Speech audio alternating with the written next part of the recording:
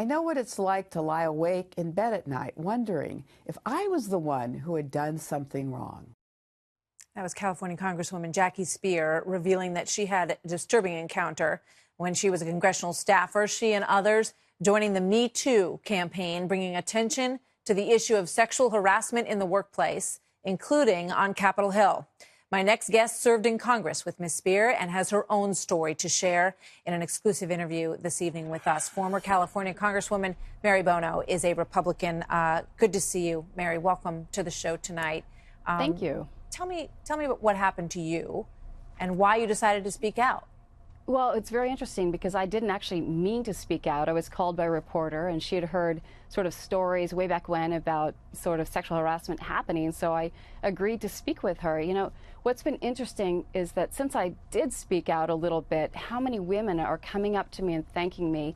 And these are women from the highest ranks of, corporate world or down to young women who are just beginning their career. A lot of women are just saying, wow, thank you. This really resonates. And, what's important to me, what happened to me was very minuscule. It wasn't like a Harvey Weinstein sort of predatory thing. It was some offhanded comments that went on too long and might have been demeaning.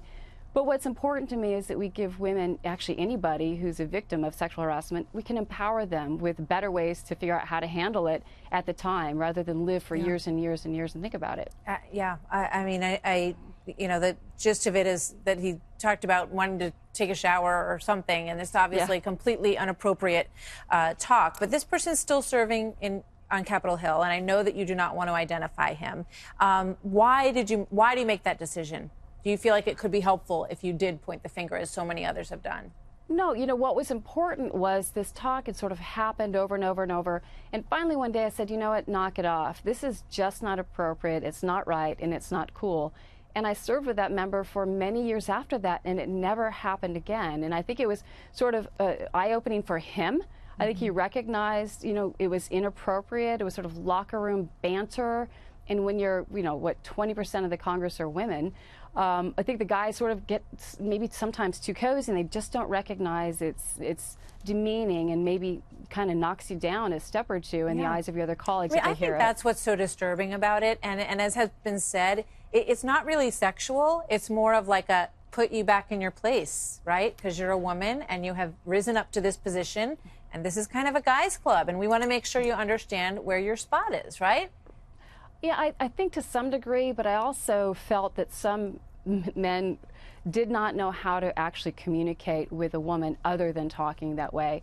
So, again, I don't name names because the people that I was lucky that it was a teaching moment for me too, that I found my voice to say, knock it off, this isn't right. Yeah, so it was a teaching moment for him as well. And if he hadn't changed his behavior, if I was offended for many years after that, it might be a different story, but he did. And that is what is important, that people stand up, be empowered, and say enough is enough. Yeah, I mean, you look at the industries that this has spanned, and now it's, women speaking out on Capitol Hill. There have to be a lot of men who are very worried that one day, one news story could ruin their career. And it's a very real fear in this environment right now. Do you think that this is the moment when a lot of this changes, when we kind of leave this era behind? Is that possible? Well, yes, if we do it carefully and thoughtfully. Look, there's a huge extreme between the Harvey Weinstein example of predatory, harassment, onto a simple comment. Absolutely. I'm quick to, and I'm quick to say to a colleague of mine, hey, you look nice today. Male or female. We don't want that to stop. I mean, there are gradients. You don't want to live in a world where you can't say that to someone either. And we have to be careful that the pendulum could swing too far. And I understand what you're saying. Mary, I got to leave it there. But thank you so much for joining us tonight. Hope to see you again. Former Congresswoman Mary Bono.